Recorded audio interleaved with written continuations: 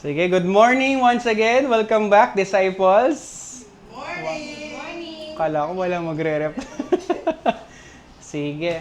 So, we are on our fourth leg. Wow, fourth leg na ng ating series ng discipleship series ng Lord of the Nations Church, San Roque. Okay, so let us pray first. Hallelujah. Panginoon, thank you so much, Lord, for the safety of us sa oras po na ito, sa pagdala mo sa amin sa lugar na ito. Panginoon, we are once again excited, Lord, sa mga salita mo, sa pagtuturo mo sa amin sa oras po na ito.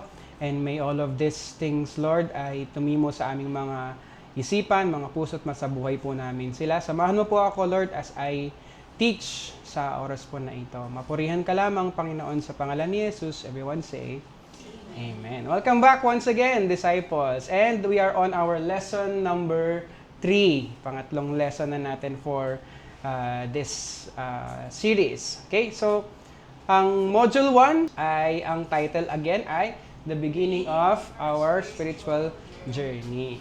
Okay? And of course, kailangan mag-recap muna tayo. Teacher tayo, di ba? Okay, recap pa tayo ng lesson natin last week. Ano kasing title ng lesson natin last week? Anyone? Yes. The existence of God. Okay? See?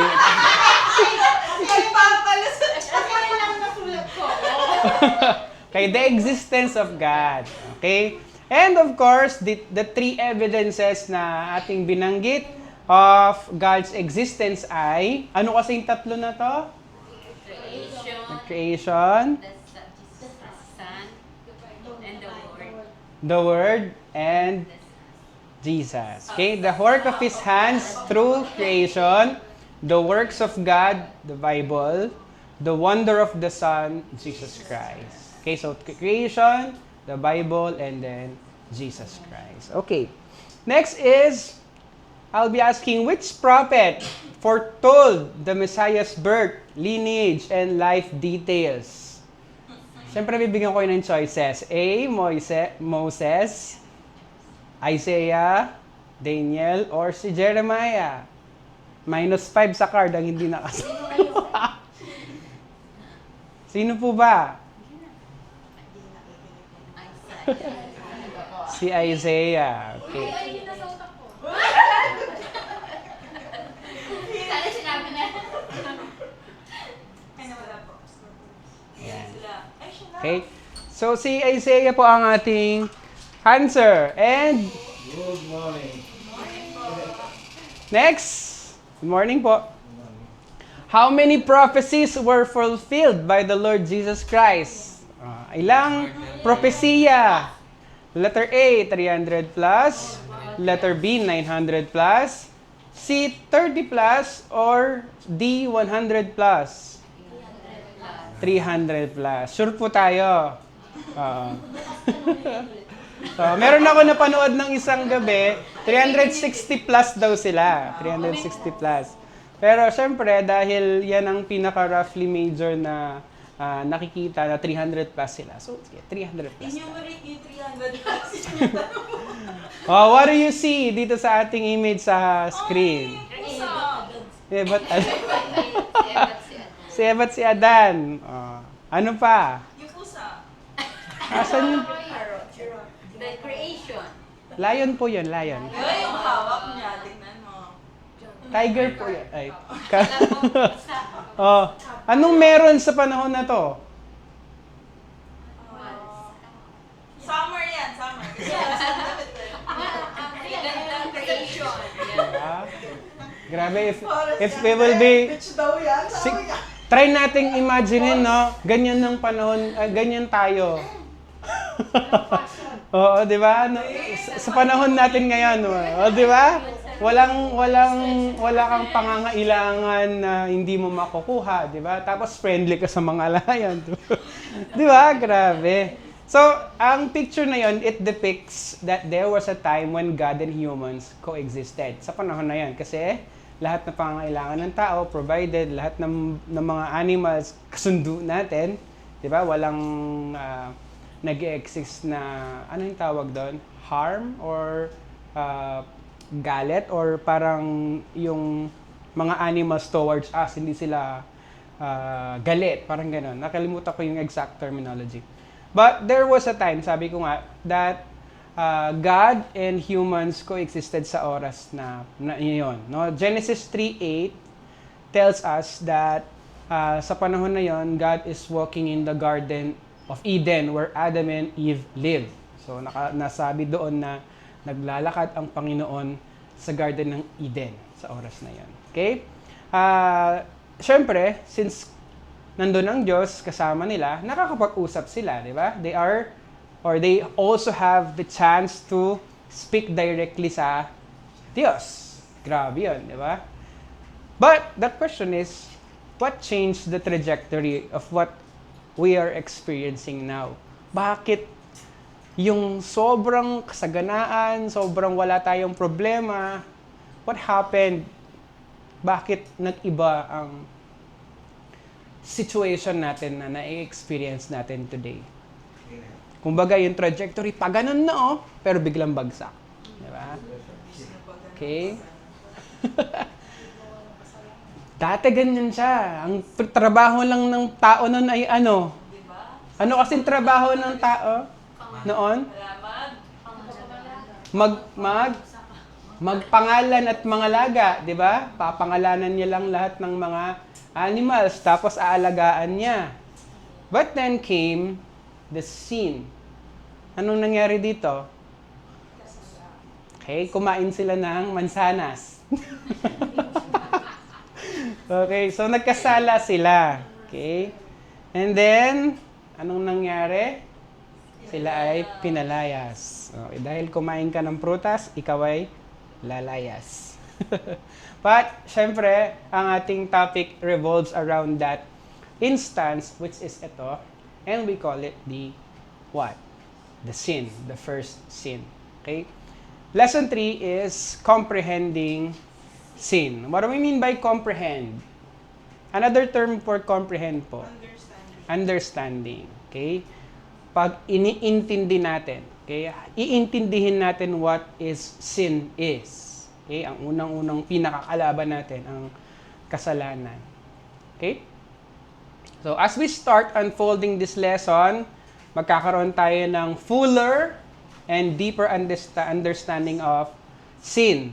Ang kanyang definition, pahulugan, origin, pinagmulan, power, lakas, kanyang nagagawa, no? Effect, ano yung naging epekto niya sa tao at sa atin, penalty, ano yung naging kabayaran, and of course, the most important one, anong naging solution about it. So, kung bibilangin nyo, 6 po siya, no? 6 po siya na topic, main topic sa lesson po natin.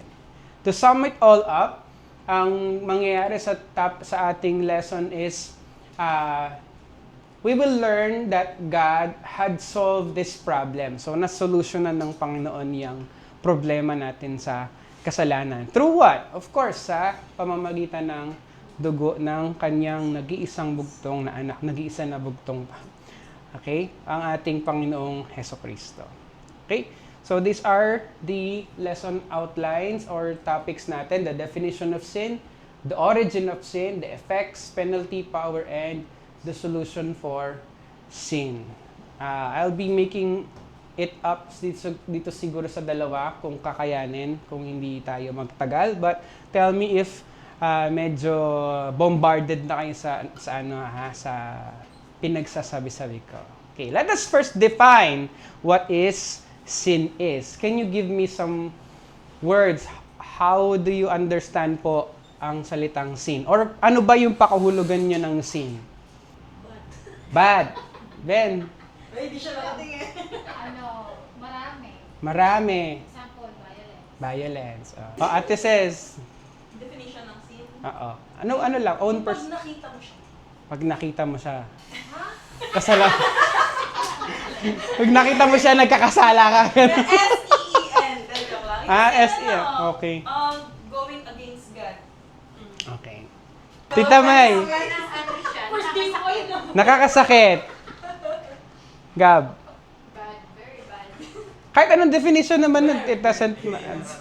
Hindi nararapat na gawin. Jake, ano kasalanan para sa'yo, Jake? Kahit anong naiintindihan mo, anak, okay lang. Hira na lang rin tanaman ng Anong nangyari ba nun, di ba? Anong ginawa mo nun? Naging pasaway o kaya sumuway. Yun, di ba? That is actually the main, pinagbulan, sumuway. Di ba? Pastor? Isip salawat salita. Isip sali- Hindi ka lugod sa Diyos. Okay, mga hindi ka lugod-lugod sa Diyos na inisip, sinalita at ginawa. Grabe naman, definitions na yan. Okay, so everybody defines sin differently, di ba? Marami tayong definition kasi marami tayong perspective about it. Pero today, we'll be looking at its main core or definition niya, bakit siya tinawag na sin at ano ang patungkol or ano ang sinasabi ng Biblia. Because the Bible only has the exact, pag sinabing exact, pinaka-eksakto, accurate naman, pinakatama. Exact is yung full. Kumbaga, walang bawas, walang kulang. Accurate is yung tama. Wala siyang mali. The Bible holds the last word on what sin is. Kumbaga, ang pinaka-basis naman natin of why we call sin or an action as a sin is because ang Bible, ang basis nun, di ba? Bakit mo nasabing ang pagpatay ay kasalanan? Because you have a basis, which is the Bible itself, the Word of God. Amen? Kaya lang, minsan din na-justify natin yan. Hindi yan kasalanan, mga ganung bagay. Yan ang tao, di ba? But syempre, ang Bible pa rin ang nagsasabi ng eksakto tamang definition. So by the word sin, sa Hebrew, ang kahulugan niya is kata. It means to fail or miss the goal. Sa Hebrew po yan, no? But sa Greek New Testament wordings, ang sin ay dalawa ang kanyang pakahulugan. One is hamartema, which means to miss a mark. Okay? Dito sa hamartema, ang kahulugan ng sin is pictured siya as any attitude, ulitin ko po, any attitude, anumang gawa, or ugali, attitude, or act daw, ugali or gawa ng tao, which does not hit the bullseye of God's glory target. Hindi natin natatama.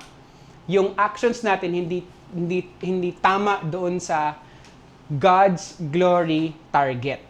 Kumbaga, kung naglalaro kayo ng dart na ganun, kung yung gitna ang pinaka-bullseye, which is the glory of God, hindi tayo tumatama doon. Okay? Hindi tayo tumatama sa gitna. Okay? Yun ang strong na meaning niya as Paul says sa Romans 3:23. Parabasis, or I don't know how to pronounce this exactly, but parabasis, yun.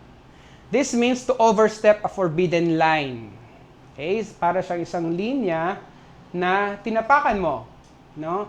Or nag-overstep ka, lumagpas ka sa isang linyang pinagbabawal na tapakin. Okay? According to this definition, sin occurs when first, man deliberately, pag sinabing deliberately, ano ibig sabihin? Sinadya. Or even accidentally. No, yung isa, deliberate. Yung pangalawa, accident niyang na-step over ang isang linya, which is the law of God. Kapag ang isang tao ay aksidente or sinadya niyang tinapakan or na-overstep siya sa patas ng Diyos, yun daw ang ibig sabihin ng sin. So the following passages brings this out. Yung 1 John 3:4, sabi doon, whosoever committed sin transgresseth also the law. For sin is the transgression of the law. Sa Acts 1:25 din, from which Judas by transgression fell. Okay? Transgression ay yung paglagpas ng tapak sa isang linya. James 2:11, sabi doon, if thou kill, thou art become a transgressor of the law. So, meron akong two words that describes this. Pag sinabing deliberate, it is synonymous doon sa rebellion, sa usapin ng kasalanan, no? Since deliberate siya, sinadya mo, so you are rebelling. Accidental naman kapag merong ignorance na kalakip. Hindi mo alam, pero nagawa mo siya, hindi ignorant ka doon sa bagay na yon. But still it is sin. Rebellion naman ang tawag kapag sinadya mo siya. Okay? So yun ang definition ng sin sa dalawang wordings na yon. What does the Bible say about sin? Yan nga po. 1 John 3:4 sa NIV version, ito yung pagkakabasa sa kanya. Everyone who sins breaks the law. In fact, sin is lawlessness. Ano po yung idea niyo sa word na lawlessness? Krimen. Ano pa? Lawlessness. Law is batas. Less is wala. Ness is pagkataas ng antas ng kawalan ng batas. Okay. Ibig sabihin po nun, nire-reject mo ang moral law ng Diyos. Kumbaga, merong nakaset ang Panginoon ng law, tapos wala ka nun. Hindi lang wala ka nun, bagkus nire-reject mo siya. Okay? Ano pa? Sa other version, sabi dito, whosoever committed sin transgresseth also the law, for sin is the transgression of the law. Then, sa TPT version naman, mas simpleng terminologies ang ginamit. Anyone who indulges, nag-e-enjoy, nakalubog sa sin, lives in moral anarchy. For the definition of sin is breaking God's law. What do we mean po about moral anarchy? Ang isang taong nag-i-indulge daw sa sin ay namumuhay sa moral anarchy. Kung narinig niyo na po yung term na monarchy. Monarchy means one ruler, di ba? Ang isang monarchy is led by a certain king or a queen. Yan, monarchy ang tawag dyan. Pag nilagay mo yung a, nagiging kabaligtaran siya. Kunwari, theism, belief of a God. Atheism is the opposite, kawalan ng paniniwala sa isang Diyos. So, anarchy is without a ruler. Para kang walang nagro-rule sa'yo. Okay? Kapag ang isang tao daw ay nagkakasala, para siyang namumuhay sa isang buhay na walang ruler. Hindi siya niro-rule ng kahit na sino. So, from the definition of sin, it is simply breaking God's law. Parang ang tingin mo or ang pamumuhay mo is wala kang Diyos, wala kang ruler. Kasi you are indulging sa kasalanan. Or simply, nagkakasala tayo. Okay? Kumbaga, there is no absolute moral authority. Hindi mo pinakikinggan kung ano yung moral authority na meron ka, which is yung basis mo, which is God. Yung right and wrong ay nagiging subjective. Yung tama, ang tingin mo sa isang bagay ay tama, pero kung sasabihin ng Diyos yan na mali, tama pa rin ang isip mo. Okay? Kawalan nyo ng ruler. Kasi hindi mo sinusundan yung sinasabi niya. Maraming instances po na ganun, di ba? Wherein, tingin natin, it is correct. Pero sa sinabi ng Diyos, mali siya. Pero pinipilit natin siyang sabihin na tama. Bigyan ko kayo ng isang great example about this. Ang sabi ng Diyos, bawal daw ang relationship between two sexes. Di ba? Ano kasi tawag doon? Homosexuality. Pero, ginajustify yan ng tao. Kapag yan pinilit, meaning, wala kang basis of law ng isang ruler. Kasi hindi mo sinusundan yung sinabi ng ruler mo. Sabi ng Diyos, ang batas ko is bawal. Kasalanan yun sa akin. Pero kapag pinilit mo, ikaw ay namumuhay sa isang buhay na walang moral anarchy. Walang nagro-rule sa'yo. Kasi yun ang perception mo ng tama. Okay? Parang nagdidesisyon ka ng acceptable para sa'yo. White lies are great examples. Di ba? Sabi sa gaano man kaliit yan, kalaki, nagnakaw ka ng piso, 5 piso, sa 1,000,000 sa flood ko. It's the same, di ba? Pero, sa tao, okay mo yan. Pesos mo. Di ba? Okay, John explains that sin is basically, sabi daw ni John, ignoring. Ang bigat nito, ini-ignore mo ang Diyos. Hindi mo siya pinapansin. Okay? Wala ka kasing ruler, hindi mo siya kinikilala as your ruler. Disobeying God's commands. When we break God's laws, whether, ito yung sinabi ni Pastor kanina, whether in our thoughts, mga iniisip, or mga ginagawa. Kasama na rin dito yung mga nararamdaman natin. No? We are sinning against God Himself. Okay? Okay, other supporting verses tells us these following things. I-explain ko sila isa-isa kasi marami din tayong mapupulot. So sa 1 John 5:17, all unrighteousness is sin. Lahat daw ng unrighteousness ay kasalanan. Anything contrary, lahat ng kumukontra sa karakter ng Diyos ay kasalanan. So, if we will explain what is the character of God, lahat ng kabaligtaran nun ay kasalanan. Any thought, word, or action, sabi nga ni Pastor kanina, that violates the moral standard. Yung pamantayan ng Diyos ay, kung hindi natin yun nami-meet, any thought, mga inisip, mga sinalita, or mga ginawa, it is considered as sin. Okay? John clarifies that sin is not relative. Ang pag sinabing relative, every form of moral wrongdoing is truly sin before God. Anumang klase. Hindi siya yung tumipili. Lahat ng mga wrongdoing na mali or kabaligtaran dun sa karakter ng Diyos ay kasalanan para sa Kanya. Siyempre, Diyos siya, di ba? Siya yung masusunod sa lahat, di ba? Whatever does not proceed from faith is sin. Ito yan. Sa James 4:17.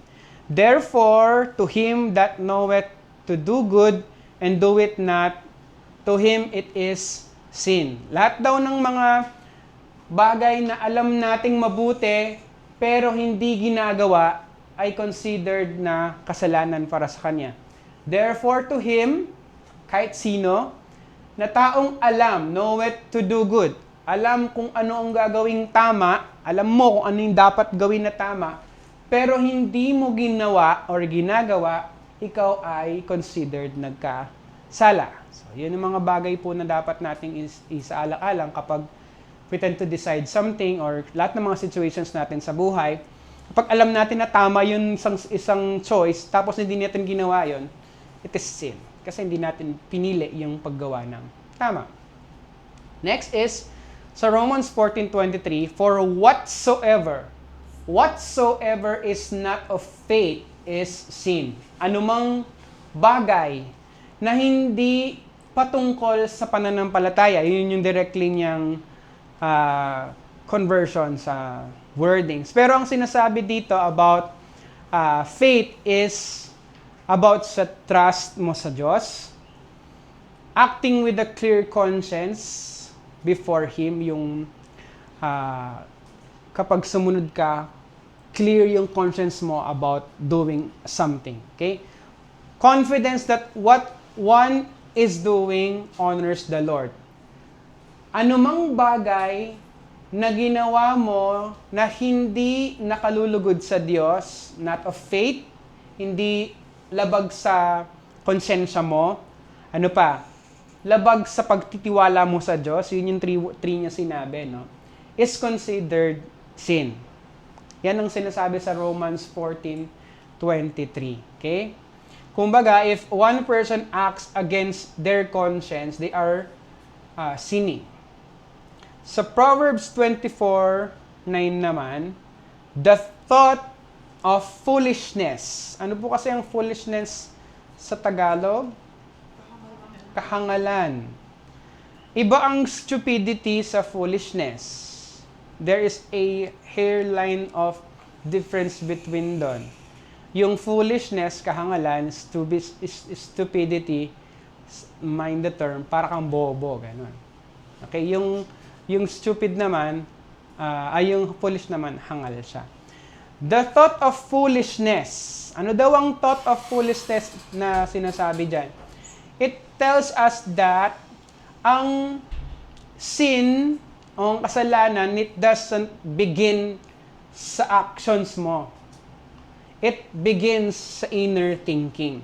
Okay? Sin starts in the mind before it shows in behavior. Okay? Yung three words dito na involved ay thought, foolishness, and sin. So, pag sinabi nating thought, ito yung mga schemes natin, mga plano, mga intentions, mga inward na characteristics or designs or actions natin na umiikot-ikot dyan, pwedeng chine-cherish mo na nga or ine-entertain mo na. Okay, mga thoughts. About what? Foolishness. Ito yung mga foolishness na sinasabi dyan, yung mga perverseness, moral perversity, katigasan ng ulo, and rejection sa wisdom. Okay? Pag sinabi ng Proverbs, a fool is not unintelligent. Ang isang taong hangal daw ay hindi bobo. Not unintelligent. Not siya tapos unintelligent. Ibig sabihin, hindi daw siya hindi matalino. Gets? Hindi siya hindi matalino ang isang taong fool. Pero ang isang taong fool daw, yung foolish na isang tao, ay resistant sa morality na tinuturo ng Diyos. Itang balo na ng mali, pero pamilit na. Resistant siya, no? Foolishness is equal to choosing self over God's wisdom. So, ang isang tao na pinagpipilitan ang mga bagay-bagay na against dun sa moral standing ng Diyos ay nagkakasala. Okay? So, dito sa word na yan, intentional siya. Okay? Intentional lang nangyayari din. Intentional foolish thinking. Grabe, no? Intentional foolish thinking. Bakit yan importante? Di ba sabi ng Panginoong Jesus sa Matthew 5:21 hanggang 28, tinuturuan tayo na sinful intent equals sinful action. Yung mga intentions natin, intent natin na sinful, nagkakaroon yan ng tendencies at nagiging sinful action sila in return and in later manner. And James 1:14-15, desire conceives sin before it gives birth to action. Kumbaga, na ipapanganak muna yung kagustuhan mo, mga thoughts mo, bago siya na ipanganak as action. Bakit yan mahalaga na alam natin na ang thought natin nagkakasala na tayo? Because God judges the heart, the minds, di ba? Yung puso natin. Kung ang mga iniisip natin at mga namumutawi sa isip natin ay ini-entertain, pinapanatili natin dyan, it will all lead sa puso natin. Okay? Tandaan natin, God judges our heart. Thoughts shape choices. Yung mga iniisip natin, yun ang naging boga ng ating mga choices sa buhay. Siyempre, kapag yan ang ini-entertain mo, yan ang gagawin mo talaga. What we dwell on eventually control us. Lahat ng iniisip natin ay nagiging kontrolado tayo. So kung katangahan, kabobohan at mga anong tawag dito, kahangalan ang mga pinapasok natin sa isip natin, it will rule and control us sooner or later. Therefore, anything that transgresses God's rules, whether in thought or deed, is sin. Amen? Okay. A man cannot absolve himself of sin. Basahin nga po natin ulit. Man cannot absolve himself of sin. Ano yung keyword dito na pinaka-importante? Absolve. Yan ang keyword. What is absolve? To declare free from fault or responsibility. Kumbaga, free ka na from any fault or any responsibility of something. Ikaw ay, instead na ikaw ay patawan ng parusa, yung kabaligtaran. Kabaliktaran ng guilty. A judge absolves a person of charges. Hindi na siya liable or, absuelto. Yes, absuelto sa kahit anumang klase ng parusa. No longer held guilty. Okay? A person is absolved of blame when it is released from accusation. Released na siya from accusation. Okay, kapag ang isang tao ay released from any accusations, siya ay absolved. Okay? Hindi na siya pinapatawan ng anumang charges. Sa John 9:30-31, yan, sabi po niya, even if I washed myself with soap and my hands with cleansing powder, you would plunge me into a slime pit so that even my clothes would detest me. Walang makakabura doon sa kaniyang karumihan. Okay, so in the scripture, to absolve is closely connected po sa pagpapatawad, cleansing, or justification. Okay? Hindi siya merely ignoring yung sin, but dealing with sin para hindi na siya guilty. Natanggal na yung kanyang state of being guilty. Removed na yan. Yun ang ibig sabihin ng absolve. No? Proverbs 29, who can say, I have kept my heart pure, I am clean and without sin? Sino makakapagsabi na ganon? Wala. Okay? Walang taong may makapagsasabi na puro ang laman ng kanyang puso at siya ay malinis at walang kasalanan. So wala talaga, no? Jeremiah 2:22, although you wash yourself with soap, ayan nga, and use an abundance of cleansing powder, the stain of your guilt is still before me, declares the sovereign Lord. Ang Panginoong Diyos ang nagsasabi nito. Let us put this into heart, no? Kahit hugasan mo ang sarili mo ng sabon at gamitin ng pagkadami-daming cleansing powder, the stain of your guilt is still before me, declares the sovereign God. Okay? The sovereign Lord. So, a man cannot absolve himself of sin. Hindi niya matatanggal sa sarili niya pamamaraan ang guilt of sin. So, let us talk about now the metaphors of sin. Ano po ang metaphor? Sa mga nag-aral dyan ng English 101, ano po yung ibig sabihin ng metaphor? Figure of speech yan, di ba? Ano yan, yung kasama ng simile, metaphor, personification, at iba pa, hyperbole, at marami pa. Metaphor at saka simile ay somehow the same. Simile is making something likely sa isang bagay. Metaphor is closely siya yun. Pare, I am like a lion. I am a lion. No? Metaphor yon and simile. Okay? Pag sinabing metaphor, paghahalin tulad sa simple terms. No? Paghahalin tulad sa karakter ng kasalanan. Ang una ay, sin is poisonous daw. Like a viper. What is a viper? Isang ahas. Okay? Tingnan nyo na lang po itong mga verses sa Bible. No? Psalm 143, Matthew 23:3. So ano po yung karakteristik ng isang viper ba? Bakit siya pinaghalintulad sa kasalanan? Sin kasi spreads deadly poison. Kumakalat siya. Nagkakalat siya ng makamandag at nakamamatay na kamandag. Through what? Words, attitudes, and hypocrisy. Yun ang karakter na kahalintulad ng kasalanan. No? Kumakalat siya sa pamamagitan ng mga salita, attitudes at kasalungalingan. May papapanggap. Yun ang ibig sabihin ng viper. Di ba ang viper nag-aano yan? Nagpapanggap yan sa isang sanga na para hindi mo siya mahalata. A viper's venom, ang karakter din po niya, yung kamandag ng isang viper, ay pumapatay silently, pero quickly.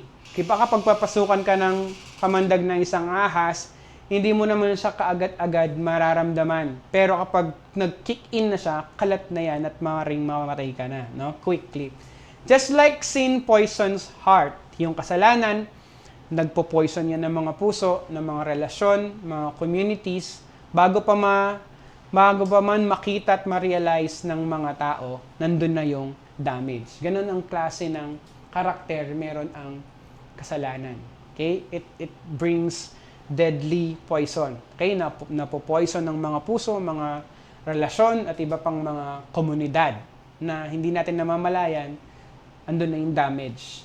Ganun po ang isang kasalanan.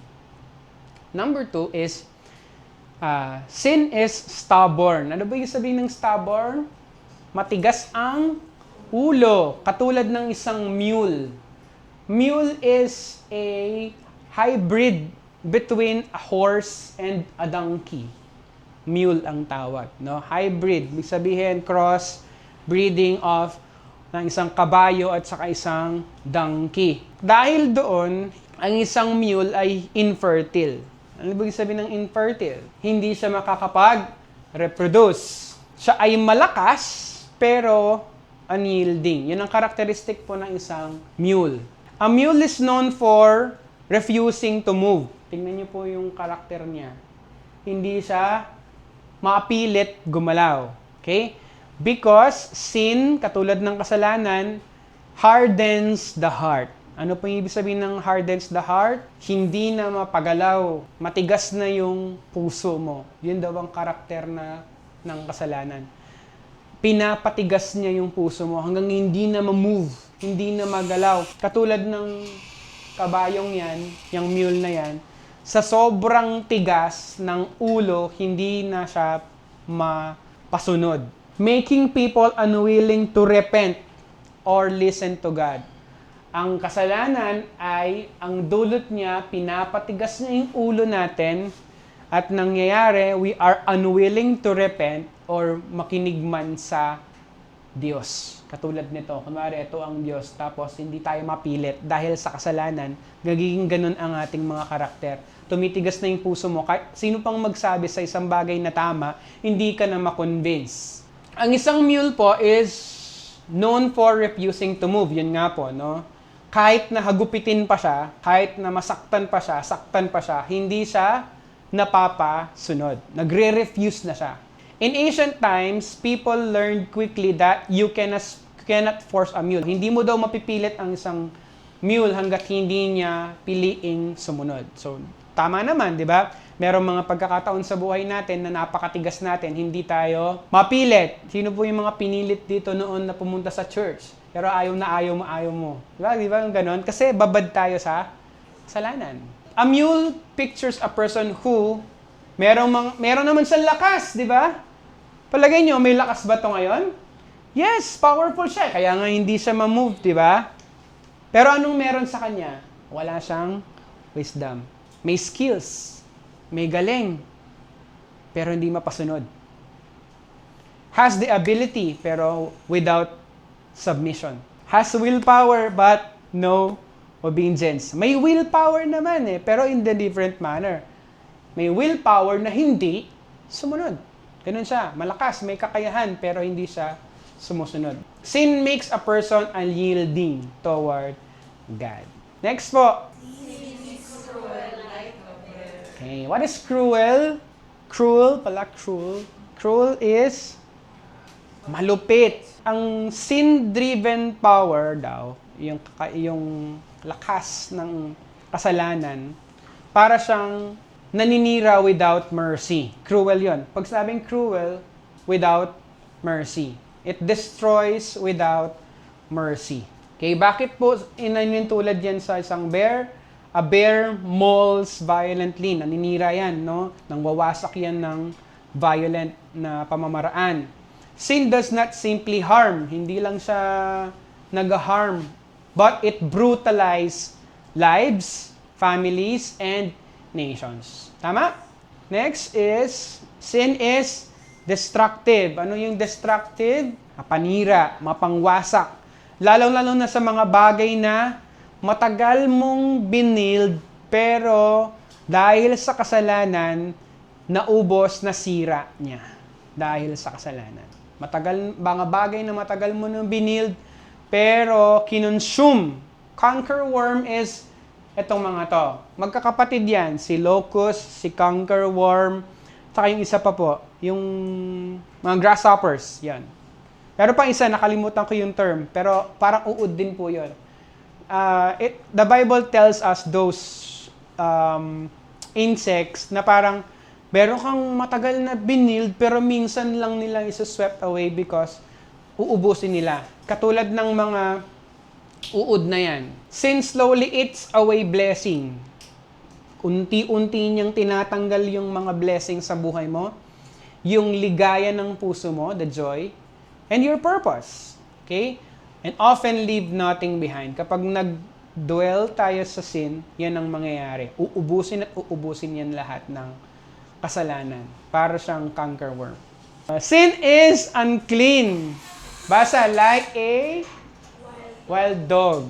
Ano po kaya ang ibig sabihin nito? Bakit kaya yan depiction na yan ay isa sa mga metaphor ng kasalanan? Sin causes people to repeat shameful behavior. Yung mga sinuka natin, it symbolizes yung mga bagay na dati mo nang itinapon sa bibig mo, nakakahiyang mga bagay-bagay na dati mo nang iniwan, pero katulad daw ng wild dog, kapag nag-dwell tayo sa sin, lulunukin mo yun ulit. Gagawin mo yun ulit. Yun ang dulot daw ng sin. Kumbaga, pipilitin ka niya na yung mga nakapag-defile sa iyo dati, magiging ka pa rin doon. Magiging delightful pa rin sa iyo yung mga naka-defile sa iyo dati. Kahit na na-deliver ka na doon sa mga bagay na yon. Sin is cunning. Ano ba yung cunning? Katulad daw ng fox. Ano ba yung characteristic ng fox? Tuso. Di ba sa Dora the Explorer may fox doon? Diba? Si Swiper. Swiper, no swiping. Diba?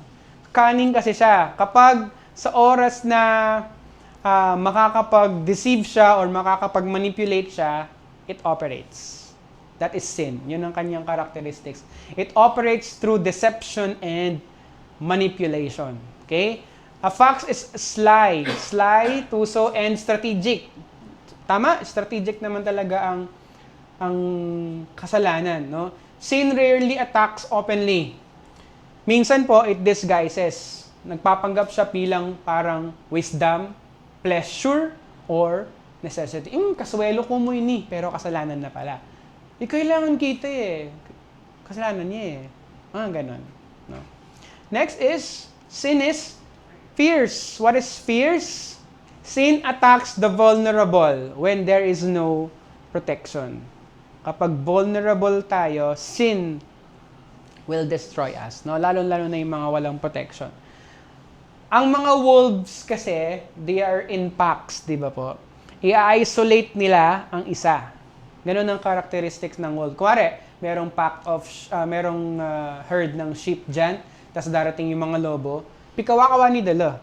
Tapos, i-isolate nila yung isa, and then, lalapain. Ganun yun. Yun ang fierce, no? It isolates believers. It weakens their faith and then prey on them kapag wala na silang spiritual covering.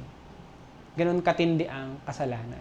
Una, i-isolate ka lang and then pahihinain yung pananampalataya mo hanggang sa mawala yung spiritual covering mo because of sin. Hanggang sa malapa ka na sa kasalanan. Then, sin devours like a lion. Kapag lion na ang pinag-uusapan at sin yan, it devours, lalamunin ka, total destruction na yun. Okay? It is never satisfied. Ang sin is never satisfied. Kakainin kahit yung pinakamaliliit na parte mo mula sa buto. Sabi nga ng lion, no? Lahat.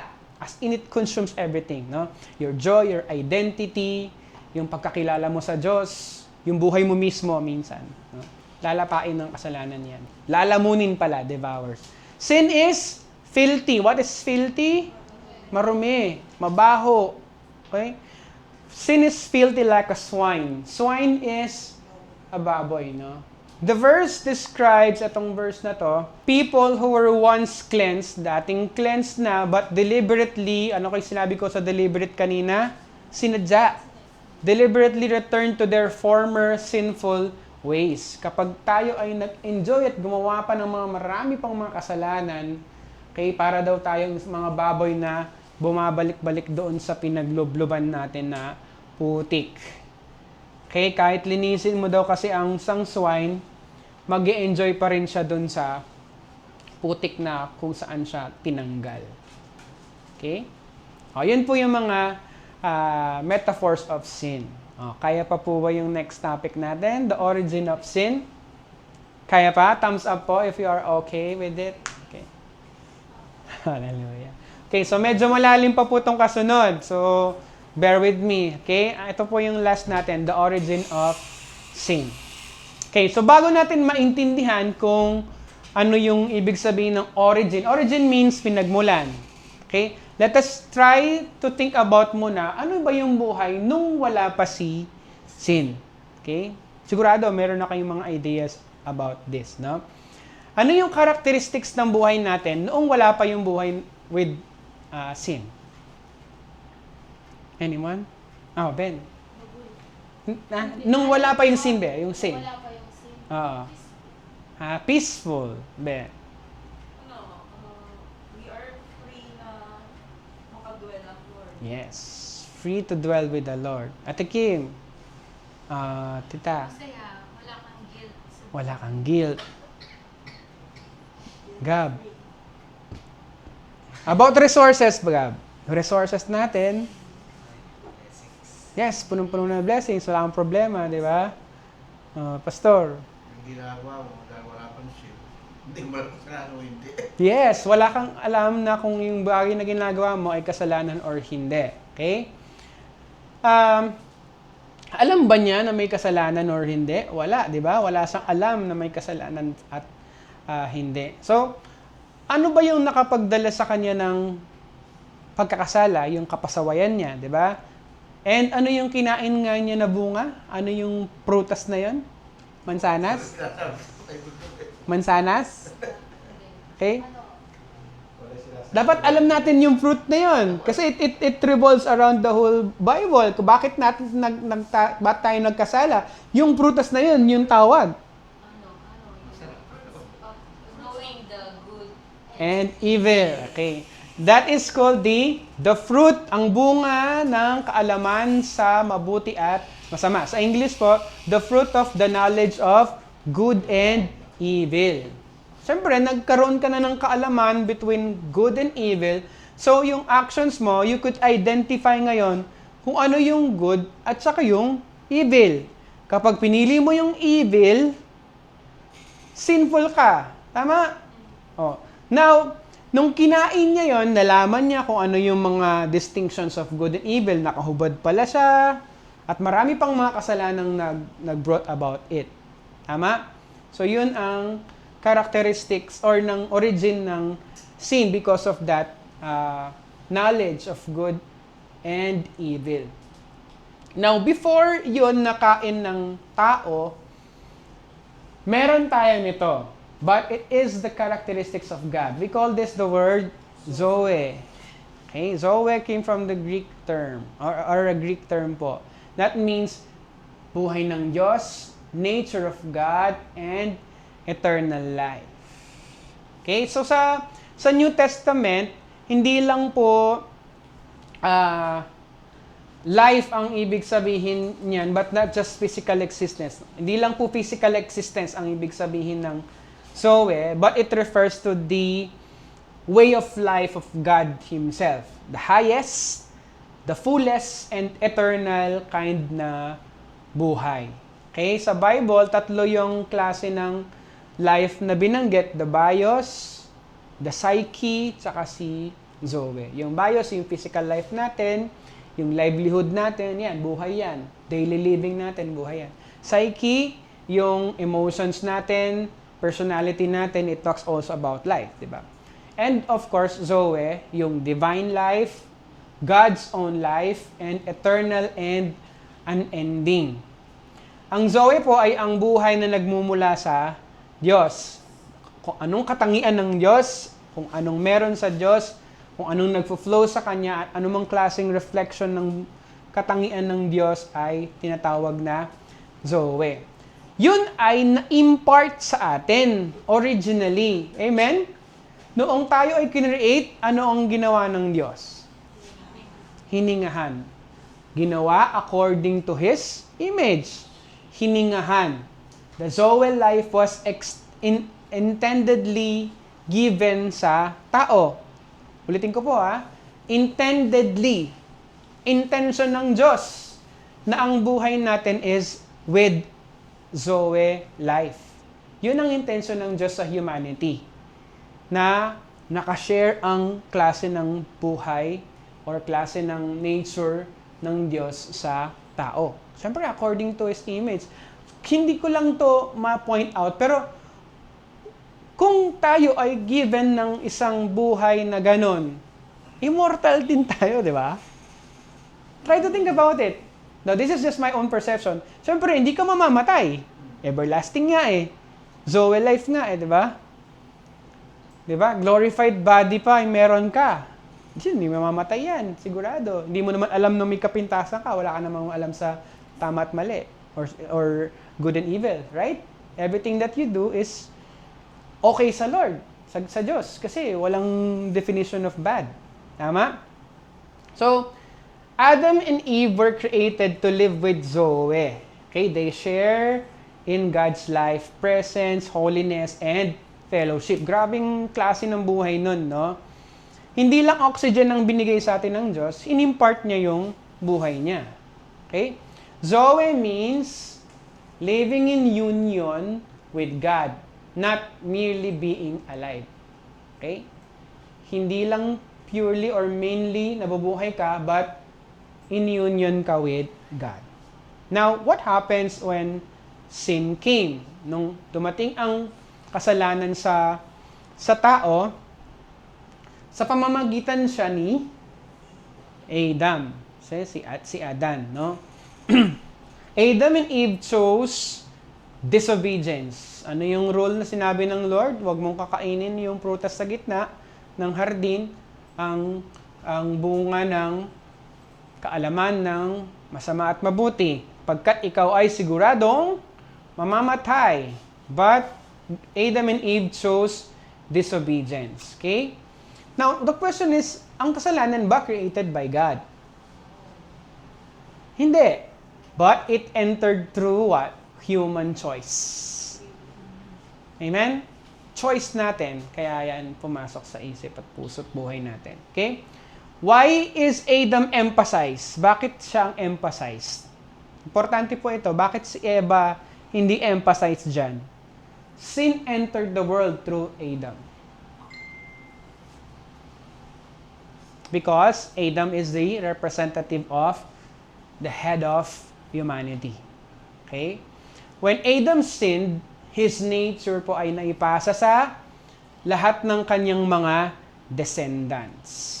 Okay? Sin entered once, but it affects and spreads to every man.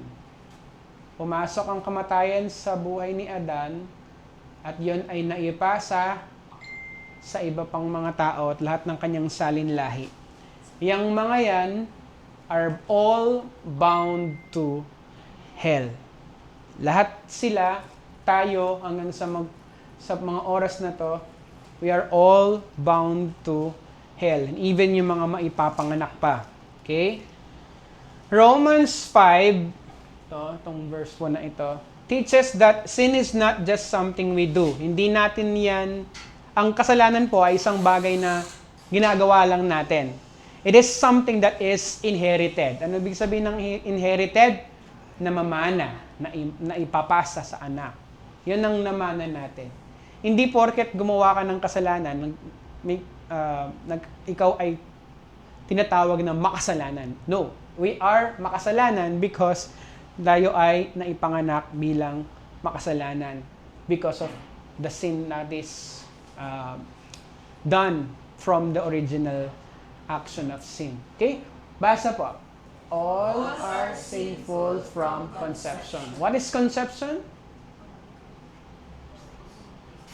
Tayo ay maibuntis, ay maipanganak. Okay? Sinful na yung ating nature. Okay? Adam was created in God's image. Tama?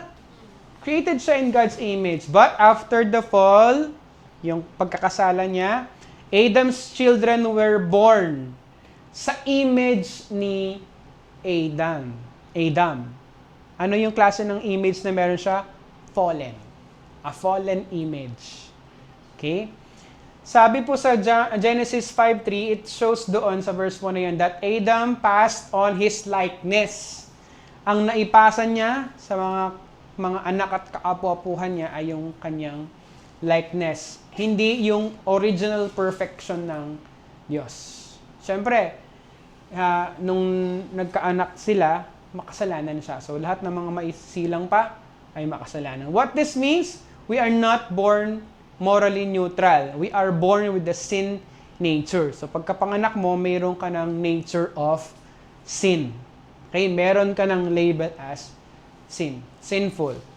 This does not mean babies commit personal sin, but it means the root of sin already exists within us. Yung ugat ng pagkakasala ay ipanganak kasama natin. Basa po. We are not sinners because we sin. Ulitin ko po hindi tayo tinawag or tinatawag na sinners, makasalanan, dahil lamang tayo ay nagkasala once. Kumari, nagnakaw ka, considered ka na makasalanan. No? Hindi daw yun ganon. Bagkus, we sin because we are sinners. Kaya tayo nagkakasala ng paulit-ulit dahil tayo ay makasalanan. Yun kasi yung nature muna natin. No? Our nature comes first. Our actions follow. Okay? If sin were only about behavior, kunwari, kung tungkol lang yan sa behavior, ang ibig sabihin ng sin, pwede natin yan i-fix. Kung tungkol lang yan sa pag-uugali, kaya ka tinatawag na makasalanan kasi nakagawa ka ng kasalanan. Kung tungkol lang yan doon, di ba, magpupursige ka lang na hindi magkasala. Wala ka ng kasalanan, hindi ka na pwedeng matawag na sinner kasi hindi ka nagkasala. Kumari, ako, buong buhay ko, hindi ako nagkasala. Hindi ako gumawa ng kasalanan. It is about behavior. Siyempre, hindi ko natatawagin sarili ko as sinner kasi hindi naman ako nakakreate ng sin. But, sin is a condition. What is condition, ma'am? Nurse. Sakit. Condition, state, kalagayan. Okay? Not just conduct. Hindi siya conduct. Hindi siya gawa. Siya ay condition. Okay? Meron ka na nun. Parang ganito po siya. Ganito po yung analogy natin. Ang isang mangga ay magpuproduce ng mangga na prutas. Dahil, ulitin ko po kaya magmumunga siya ng mangga kasi mangga siya. Okay? It does not become, hindi siya matatawag na mangga dahil lamang ang mangga yung produce niya. Bakit? Nakatayo yan, no? Hindi mo siya pwedeng, kahit wala pa siyang bunga, hindi mo siya pwedeng hindi tawagin na mangga hanggat hindi siya namungang mangga. Mangga na yan eh. Ganun. Okay? It does not become a mango tree because namunga siya ng mangga. Diba? Sinful acts are the fruit, not the root. Sinful acts yun. Yung mga sinful acts ay yung mga bunga mo. Pero hindi ibig sabihin na kung hindi ka namunga, wala kang kasalanan. Doon sa halaman na yan. Makasalanan yan, yung tao na yan. Hindi porke hindi siya gumawa ng action of sin, hindi siya makasalanan. So, kahit pakalinis-linisin mo pa yung turing mo sa isip at puso at pagkatao mo, makasalanan ka pa rin. So, that is one thing that we have to share sa mga tao na nakakasalamuha natin. Lalo na sa mga believers na hindi porke sa alam mo, sa isip mo, sa pananaw mo, wala kang kasalanan, hindi ka makasalanan. Makasalanan ka dahil of the original sin that we bear noong gumawa ng kasalanan ng mga ninuno pa natin, which is Adam and Eve. Diba? So, madaling salita, pagdating natin sa langit, sa pitwan tayo, joke lang po. Diba? Patangikit tayo. Bakit ngayon makasita? May kasakit kami tuloy. Diba? Cut mo yan Di ba pag nakita ko yan sa langit, talagang pagagalitan mo. Joke lang po. Kumbaga, naamanan na kasi natin siya. Hindi siya dahil nagbunga lang tayo or gumawa lang tayo ng kasalanan. Scripture concludes all under sin. Okay? Sabi daw ng Scripture, everybody, all are under sin. No one is exempted, sabi ni Paul sa Galatians 3:22. The law exposes sin but cannot remove it. Dahil sa mga batas na nakasaad sa Biblia, na-expose, nasasabi, nalalaman natin kung ano ang sin, ano yung mga bagay-bagay na dapat na hindi natin ginagawa. Pero hindi ibig sabihin na nakatatanggal na yun kapag alam natin sila. Okay? The law exposes sin, pero hindi niya nare-remove ang kasalanan. Bakit? So, salvation would come by what? Grace. Amen?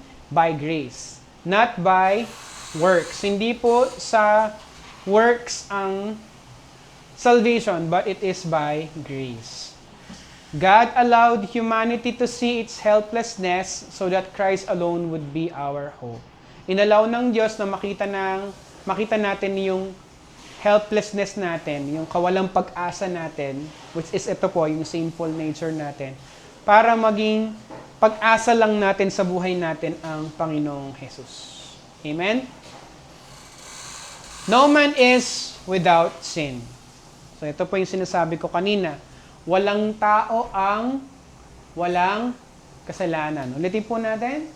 No man is without sin. Walang tao ang walang kasalanan. Everybody is sinful. Okay? Okay. Unified message po yan ng scripture mula sa Old Testament hanggang New Testament. No one is righteous by nature. Okay? What is the meaning of by nature? Walang taong pinanganak ng righteous. No one perfectly obeys God. Walang tao na perfectly nasundan niya ang Diyos. Amen? Sabi sa Romans 3, ano po yung sabi sa Romans 3? All have sinned and fall short. Not some, not most, but all. Bago po tayo magtapos, ito po yung aking last na slide. Yan. Christ alone was without sin. Last question ko po. Ay, hindi pa pala, marami pa. Bakit po sinasabi na si Christ ay without sin? Wala siyang kasalanan. Di ba pinanganak naman din siya? Bakit siya walang kasalanan? Di ba usapan po natin kanina about conceiving na panganak tayo na may kasalanan, sinful nature. Bakit si Jesus, no sin siya considerably?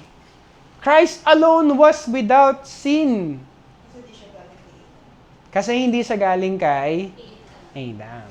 Okay. Si ate naman, tinanggal ulit niya, di mo na pinaiisip. Okay? He had a human body, yes, pero wala siyang fallen nature. Amen. Bakit siya walang fallen nature? Siya ay conceived by the Holy Spirit. Yun po ang term kapag tinanong tayo, what is the reason bakit si Christ walang sin? Kasi conceived siya by the Holy Spirit. Diba? Sinasabi natin yan, binabasa din natin yan. Conceived by the Holy Spirit. So, hindi po from Adam's lineage ang Panginoong Jesus. Okay? Conceived siya by the Holy Spirit. Ano po yung ina-accomplish nung thought na yon? Only a sinless Savior can save sinners. Amen? Amen. Jesus did not avoid sin. He defeated it. Okay? Hindi niya iniiwasan yon, but winasak niya. Okay? Paano? He became sin for us. Though He knew no sin, so we might become righteous. Amen? Palakpakan naman natin ng Panginoon. So, nasa lang pa lang po tayo Ano kasi yung dalawang main topics natin? The definition of sin, and then the origin of sin. Meron pa tayong 4 pa na topics. And that ends our lesson 3, part 1. Baka maging part 2 lang yan, depende po sa kung inaantok na po kayo. Joke lang. So, we had 1 hour din po siya. So, let's pray po. Hallelujah. Lord, thank you so much sa oras po nito, Panginoon, sa magtuturo mo sa amin about sin, oh God. May all of these thoughts, Lord, ay ma-absorb po namin so that we could answer people, Panginoon, when they are asking us about this. And kami mismo, Panginoon, ay maturuan at maayos po, masaayos sa aming pananaw about this and magkaroon din ng takot, Panginoon, sa pagkakasala. Maraming salamat, O Diyos. I-bless mo po ang bawat isa sa buong maghapon pa po na lilipas. Maraming salamat po, Panginoon, sa iyo pong papuri, parangal sa pangalan ni Jesus. Amen.